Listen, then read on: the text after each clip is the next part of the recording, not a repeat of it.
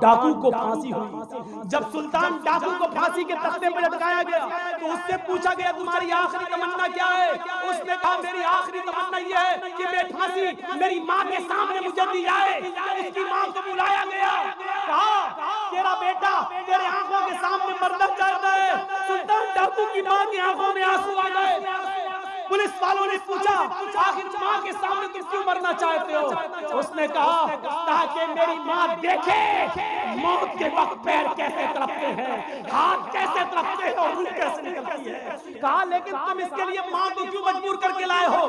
فرمایا پولیس والوں تم نہیں جانتے ہو, جب میں 8 سال کا تھا 10 سال کا تھا میری ماں نے مجھ سے ایک انڈا منگوایا تھا تو ایک دکان پر گیا تھا, میں انڈا لینے گیا تھا لیکن ایک انڈا میں نے چوری کر لیا تھا دکاندار کا اور میں اس کو اپنی جیب میں بھر لیا تھا.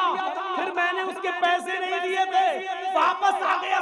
میں نے جب وہ انڈا اپنی ماں کو دیا اور پیسے بھی واپس کیے, ماں نے کہا کیا ہوا انڈے والے نے پیسے نہیں لیے؟ میں نے کہا نہیں میں انڈا چرا لایا ہوں. تو میری ماں نے مجھے تھپ تھپایا تھا کہ بیٹا ہم لوگ غریب ہیں, اچھا کیا تم نے یہ پیسہ بچا لیا, کسی اور کام آئے گا.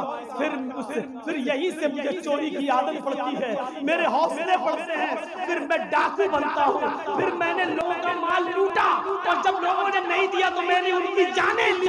پھر پکڑا گیا اور میرا بڑا پکڑا گیا اور قانون نے مجھے پھانسی کی سزا دی. اگر میری ماں نے مجھے انڈا چراتے وقت جب میں گھر پہ لایا تھا اسی وقت ایک تھپڑ مارا ہوتا اور انڈے والے کو دے کر معافی مانگنی ہوتی تو آج میں اتنا بڑا چور نہیں بنتا, آج اتنا بڑا میں ڈاکو نہیں بنتا, آج میں اتنا بڑا لٹیرا نہیں بنتا. آج بھی دیکھ لو کشن گنج میں بھی یونیورسٹیاں ہوں گی, کشن گنج میں بھی کالج ہوں گے, اس کالج سے B A M A P H D M B B S اور ایم ڈی کی ڈگری لے کر نکلنے والے بچوں کی تعداد بھی بہت ہوگی, لیکن انہی بچوں کے کھڑے ہو کر سڑک کے کنارے پینٹ کی چین کھول کر دھار مار رہے ہوں گے, پیشاب کر رہے ہوں گے.